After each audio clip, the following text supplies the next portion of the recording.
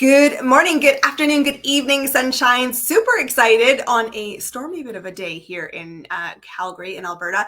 We are sitting down for another episode of Every Business Owner Has a Story. And our guest today is Mary Chan, who is the owner of Organized Sound Productions. I loved her. We came across each other networking. Guys, you know, we're big proponents. Go network and meet new people. But she has a really interesting background. She is a podcast strategist, voice coach, and a voiceover artist. She has a huge passion for empowering women to reclaim their voice. She is a fellow Canadian, born and raised in Vancouver to immigrant parents, and she was told to stay quiet. Today, she gives women self-confidence to use their voice because she felt like she didn't have one growing up. And after working in the career of radio for more than 20 years, she struck out on her own and founded the Organized Sound Productions. It's a podcast production and consulting company. And welcome. Thank you so much for having me, Christine. We are so excited to meet you. You know, when we were chatting, you know, it's interesting, one, to always pass and connect to a Canadian when you're not in a Canadian room. Yeah, exactly. Canadians, like from Victoria, where of course I spent a lot of my youth and might see myself in the not too distant future having coffee with you in person. Yes, please do. Come on over. It's sunny here today. Oh, yeah, we had a massive storm go through yesterday and it's cooled things off, which isn't necessarily a bad thing, but it's fun. It's fun to cross paths. So I am always curious, and I've heard this story, but I'd love to share it for our community here. But tell me, you know, did you ever imagine that you would become an entrepreneur? Oh, no, never. Because it's one of those things, you know, you're in high school and you do those career prep stuff. Entrepreneur is never an option. It's true. It doesn't come up. I mean, you hear about businesses, but then it's about you working for a business. So the idea of starting my own business was kind of a shock because it wasn't my idea. Ooh. Okay, now I really want to know, whose idea was it? Who planted the seed for you? Well, the whole thing started with, as you were saying, worked in radio for 20 years. I was a commercial producer. So I made the commercials. There'd be a salesperson, go out and talk to the businesses. I'd get then they'd talk to the writers. They write up the script. I get the script. So then I find the voice or voice it myself, find the music, the sound effects, put it all together. Dream job. What I wanted to do actually from that career prep questionnaire, radio was one of those things for me. And so I did that for 20 years. And then finally, being a corporation, they decided to downsize. Victoria being the smaller market, Vancouver is the big market. They said all the creative, all the commercials are now being done out of Vancouver. So bye-bye. Yeah, exactly. So, I cried for a little bit and angry for a little bit. And then realizing one day, I already listened to a lot of podcasts as it was at that point. And so this was 2017. And whenever I listened to a podcast that was independently produced, so, you or anyone else listening and watching, if you wanted to create your own show, an independently produced show versus something from NPR or CBC here in Canada.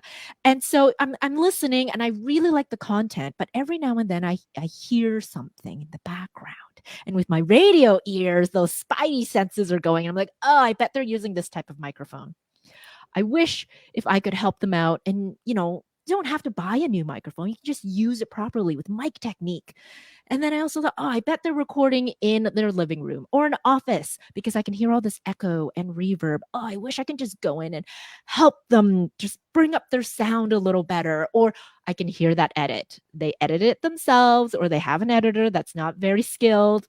I can hear there's a chop in what they had put together. And so again, just talking this stuff out loud at home to my partner, I'm like, oh, I just wish this, wish that, audio, like all of this audio stuff. And I was trying to figure out what to do with my life, of course, because that big crossroads. Yeah. In radio, there are very few and far between jobs for positions for what I did. Like in the city of Victoria itself, there were only like 3 or 4 other people who did my job. So I had to move if I wanted to. And having lived in Victoria for 15 years, I didn't want to move. And so, just asking these questions out loud, not really asking, just venting. And Yeah. And then my partner, my husband was like, well, why would you just do that? I'm like, do what? He's like, help people with podcasts. You can work from home.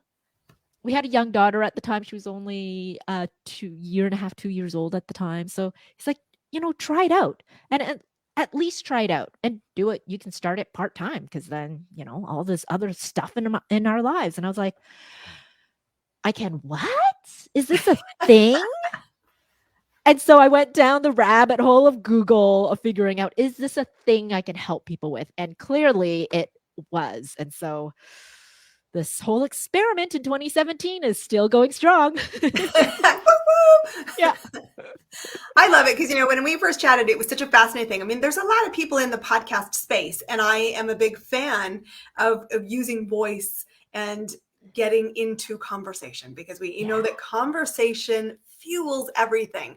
But when you and I met, we crossed paths in Stephanie Bonaire's group, St. Bonaire's group, and it was about, using your voice and a technology component, which was rare. It was the first time for all the people we've had. We've had many people who are podcast creators or have podcasts or are seeking podcast guests. I post about it at an opportunity earlier in the community this week to be in a podcast directory. But what I love was you were going to come from it from a technical point of view. But I love, because you're a technical bent person, the first place you went to go look was Google. Is this a thing? Yes. Because I would say, hands up in the community, own this. My book of business comes from the land of Google. It's often where we start. Like, is this a real thing? And I give your husband credit for saying, you've got skill. A skill that a lot of other people lack. And there's an awareness to that. And I think it's a great foundation to build from a business, even if it was never on your radar, because you do need to get clear what's the value you bring. And in this story, it's like, yes, the radio component and me using my voice wasn't necessarily the first big clue. It was, I could use my skills to help you technically use your voice. And I'm curious because you also said to me, you've certainly piqued my interest. I'd love to know what radio or mic I should be using. One day you must tell me so that I can go and sort that out. But it's fascinating, and you decide to take the leap. Yeah. I mean, I Did it guess feel the like a leap? whole it was a leap because I had nothing to lose really at that point. I could either find some other desk job. Victoria is a capital city, so government town. I could have just gone to work for the government. A lot of people from radio do. They get into the communications field. But one of the main reasons why I got into radio in the first place was because I felt like it was not going to be a 9 to 5 type job, a desk job. And I wanted that fun. And that's how we connected so well together as well, about the fun aspect. And so it really sucked the life out of me to even think about applying for a government desk job. And so As I a guess former Victoria person, I so relate to that. I couldn't be hired in the government. My life depended on it. Yeah. Probably a good thing. Yeah, exactly. I mean, I could probably make it work, but it'd suck the soul out of me. And so when I look back at it now, the silver lining of being laid off is you do get a severance package. And so, I mean, it's in radio, so it's not a big package at all, just so you know. But it had enough of a runway for me to just say, let's give this 6 months to a year to try it out. Can I still put food on the table? Was the whole main idea of starting the business. So it was, what can I sell? What can I make money with immediately? Because I need something quick because I didn't have my job. And so it was where my husband did say, yeah, you have this audio editing skill. Go sell that. I'm like, oh, yeah, I guess so.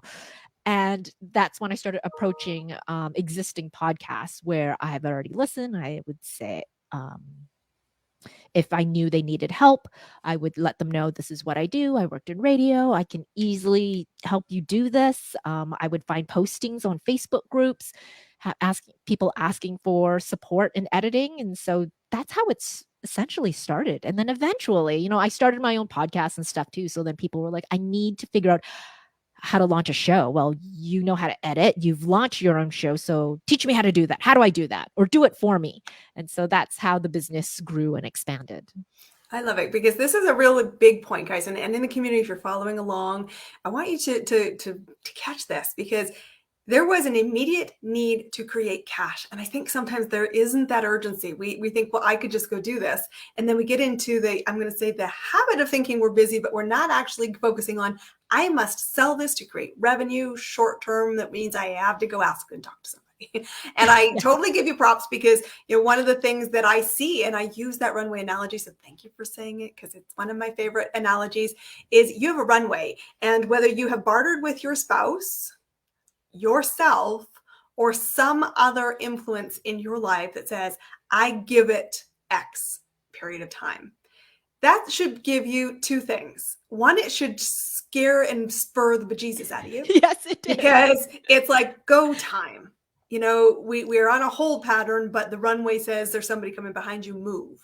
But the second thing that can happen is you leave the back door open. And you don't commit enough to get the momentum going that takes you to lift off. And I always, from my capacity, I always say, what do I want to do? I hate, it breaks my heart to watch people run out of runway and run out of runway because they haven't focused on what is my value? What can I sell? And then listening to, I need to be credible to the person I'm talking to. And then you said, I have this technical skills, which they think, I don't know, I see a need for it, but I don't know how I need it today. And then you said, well, if I create a podcast for myself, I have an end-to-end credibility piece. And there's a light bulb that went on to people saying, can you create a done for me service, which expanded the value you could create. It diversified maybe the risk in some of the financial modeling or the numbers you did. But when somebody came to you and said, could you do it for me? Did you immediately say yes confidently? Or did you go, holy crap? I don't know. A bit of both. Outwardly, yes, of course, no problem. Inside, what's my first step? What do I do? Oh my gosh, there's all these things that start a podcast. What do I do first again? Do I need help? Is it just going to be me? Do I need to hire people? Like this whole flood of internal conversation happened. But outwardly, it was like, yes, no problem. Figure it out later. Say yes and figure it out later. Good lesson here, guys. Please, please, please, please pause, rewind, listen again. Say yes and figure it out later. So often we get stuck in I need the how. I need the 10 steps. Always remember your audience is looking for what's the one next thing we do. Yeah. I remember too, one of the first people, when I started in-person networking, I was very new to it. I knew I had to get out there, not necessarily to like sell myself, but just to be comfortable talking and selling myself because I didn't have to in radio. There was a whole sales team. And I had met someone locally. She's like, I've been thinking about starting a podcast for a long time. I have a notebook of like all the things I need to do, but I just haven't done it. And I need support. I need help. And so I was very honest with her too. And I said, you know what? I know how to launch a podcast, but I've never done it for someone else. And I'd be happy to walk you through it and take you through it while I build that at the same time. And if you would want to be my guinea pig, I would love that. I would still make sure your podcast is professional looking and sounding and great and all that, but just like the process might be a little rocky. And she was like, no problem. I don't care. You already sound like you have the expertise behind it more than I do. So let's get working. And I was like, what? Huh? Okay. Because there was that imposter syndrome. Like, I don't know what I'm doing. But she saw it in me and she's like, no, you know what you're doing. You might not have the full workflow, but it's all there. I'm like, yeah, it's all in my head. I just need to get it out. So thanks for helping me get it out. And you were accessible. Like, this is also a really important thing. And I know I have a tendency to miss this. And it's something my coach often gets, back me focused around is you think you need to be slick and polished to go to the market. And instead, what you said was, I have knowledge. The road and pulling the pieces together might be bumpy, but I know my stuff. I've done it for other people. You'll just be the first person I do it with. And sometimes we share that, and sometimes we don't need to. It just depends on the conversation. But they recognize you're a couple chapters ahead. So they know that if you had been slick and to the point, they probably wouldn't have said yes to you. You were accessible to her. You were like, we can figure this out together. I'm nervous. So are you. Together we're stronger. Let's lock arms and move. And I love that component, because I think it is about only being incrementally further ahead. I mean, yes, you've polished a long way since the first early 2017 journey to today. And we look back and we say, if it's not fun, I don't want to work with that client. Yes. And if I can't be honest, saying, I'm a little crazy this week, it's tough, or my world's going crazy. But people see you as human. That human connection, I think, is an important part of the story, because she said, I know if left to my own devices, I've got a notebook and I will create a second notebook or a notebook full of ideas, but we're not moving. And I know we shared about this, or I shared about this in my emails recently. I said, the free information and the ideas only get you so far. Having somebody who has got action and confidence in the momentum moves you. And I want to know, when you look back on that first journey, how did it go? It went pretty well. Like, I don't know what I was that afraid of, honestly. I had all the pieces. And when she had a question, I knew the answer to it. So it wasn't as scary as I thought it was. It's just the idea of the fear of the unknown, I think. The fear of the unknown, that's not actually that unknown. And this is true. And I was recently in my head a lot about, what is your expectation of the result of your actions? Because this is such a limiting belief. And we've talked this before, but imposter syndrome, 70% or more of us are owning at some point we're an imposter in our own journey of business. And when we're in our own journey of business and we're thinking, what do we expect the result to be? I expect them to see my value, or I expect them to doubt me. I expect to have the ability to deliver a product and put a price in front of somebody and them to say yes, or do I expect it to be a complete and utter cluster? But whatever you are expecting to happen, guess what happens? Yep. Your self-fulfilling prophecy happens. And what you say in hindsight is, it wasn't as scary as I expected it to be. And you build actually some confidence in yourself, as they also built confidence in their product, and you have a clear deliverable in what you do. And I'm curious, how did you start to build that momentum in confidence? Because I think confidence is a learned skill. When you start to go, I can do that. I don't have to do that by myself. I actually have a network of other people that if I do have questions, I can go to. And you made them through your networks, or you made them through your peers in the radio space. You were not solo, even though you felt you took the leap yourself. But how did you build and continue to build momentum in your journey? I think it has a lot to do with just my upbringing as well. Like, I am the type of person to give anything a try. Go try first, and then we'll figure it out along the way. And I think that's another thing why I love podcasting so much, is that anything you create can be changed. So that first client I was talking about, she was a little bit unsure about her cover art. So that's the artwork that you see on your podcast player. And I said, you know what? It doesn't matter. Let's go with what you've got now. And you can always change things along the way. It's like your own business brand, it can evolve. So this looks great. You are pretty happy with it. So let's just run with it. And then we can always change things later. And so I've kind of taken that advice to heart, my own advice to heart for the business side of things. Let's just go with it, run with it, and then you can always update and change and evolve as you move along. That's such a big spur. And I love you took your own advice, because sometimes I think that's our hardest journey. I know my husband often says, like, could you follow your own advice in your own business? Because you're a great mentor to other people. Could you just do what you do on your own terms? But it is an interesting one. And I think sometimes we do expect the perfection, but I love, and it's it's one of the most engaging things. It is one of the most fun to be experiencing on both sides of the table. Here is the polish you see today. Guys, you think I've always been this way. And then you go back through your high school yearbook and you look at, your photos, your first fancy dress, whatever, and you're like paralyzed in hysterical laughter going, I thought I was cool then. Yeah, exactly. And I've evolved, but I want you to give yourself permission. Like, audience members here that are listening, give yourself permission to evolve as you start to own it.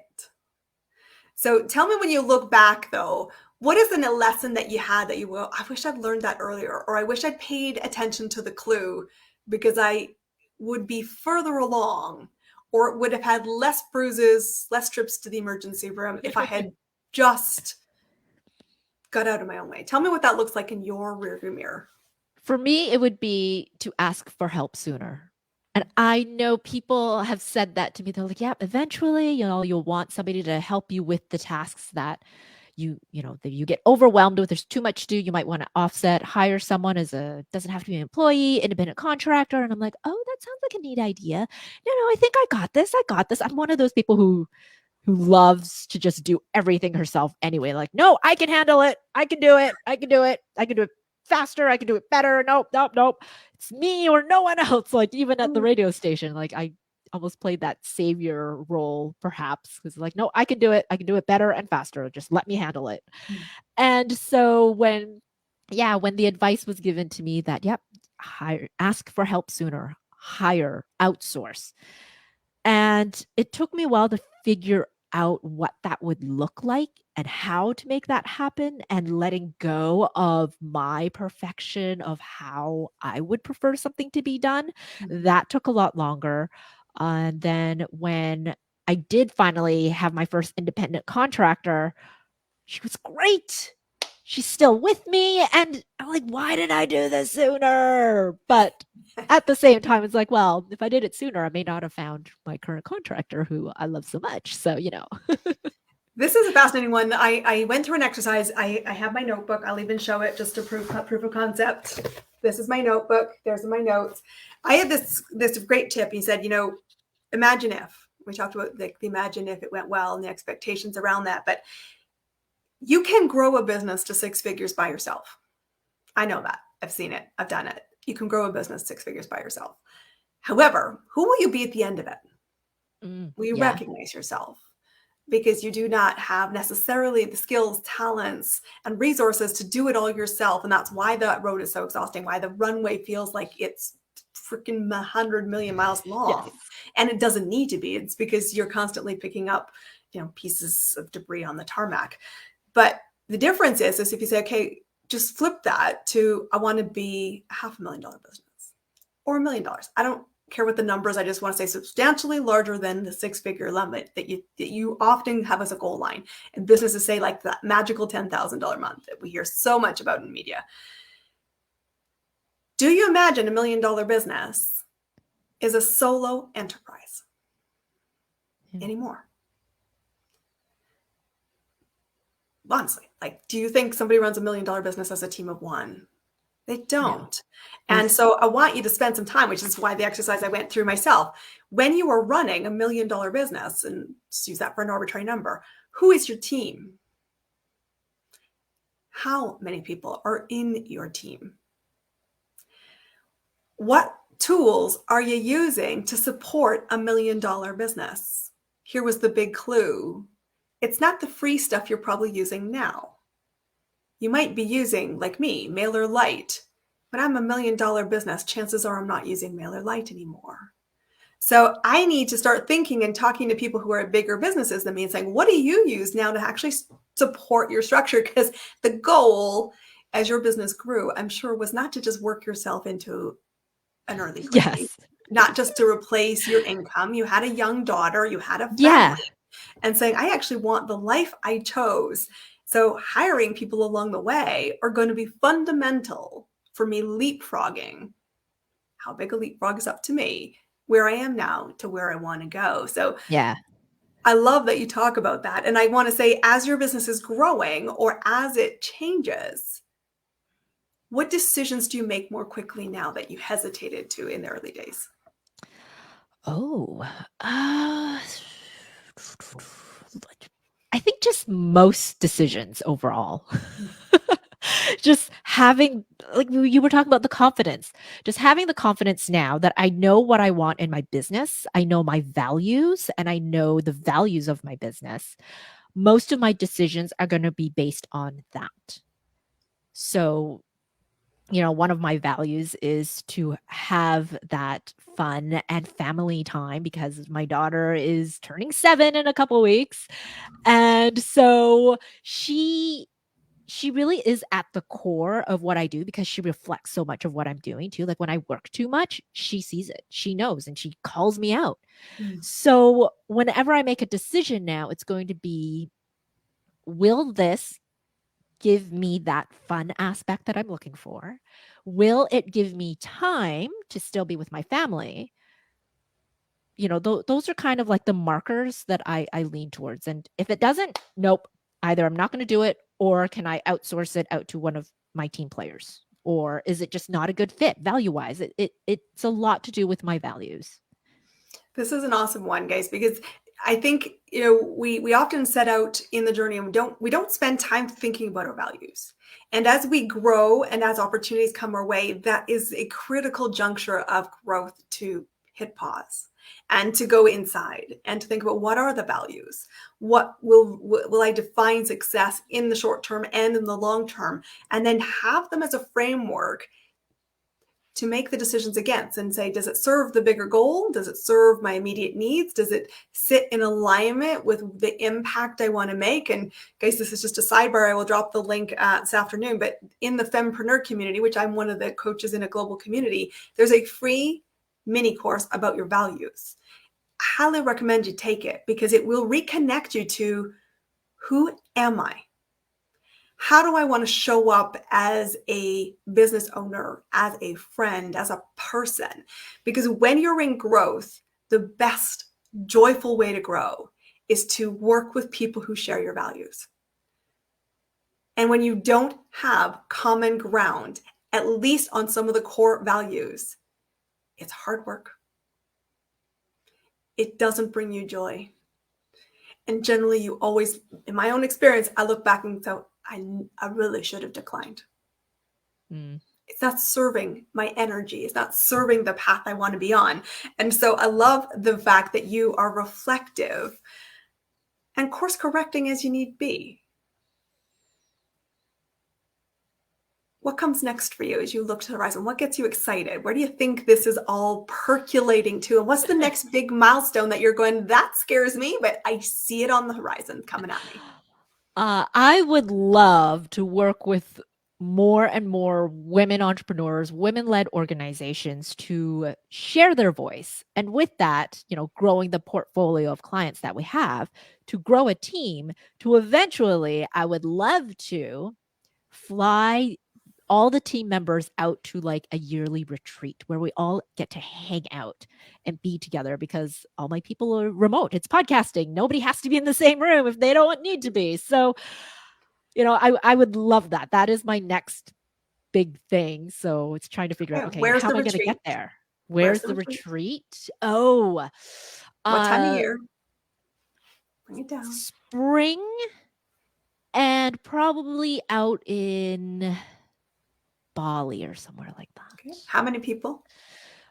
Like a dozen.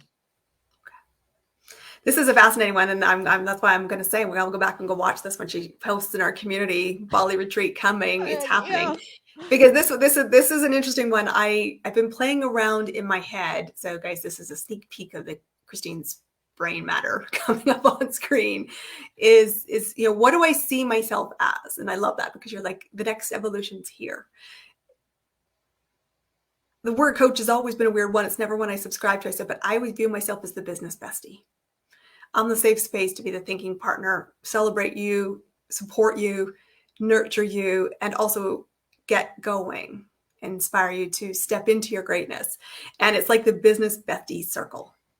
Yes, this is where we're going to feel no guilt about going to work on our business for a couple of days. I like spas, so you're going to tell me there's going to be a spa in your future. There's going to be a spa.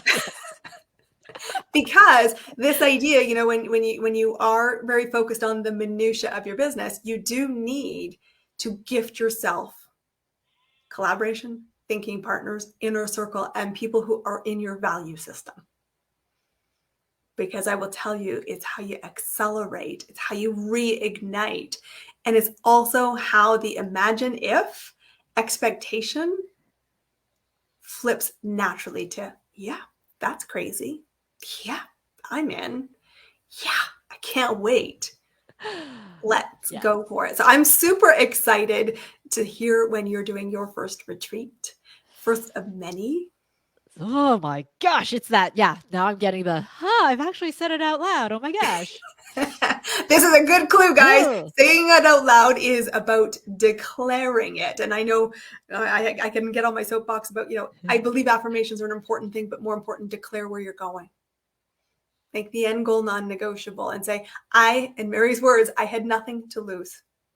I had a runway that I committed to. I decided I needed to know where my value was. I had to start selling myself.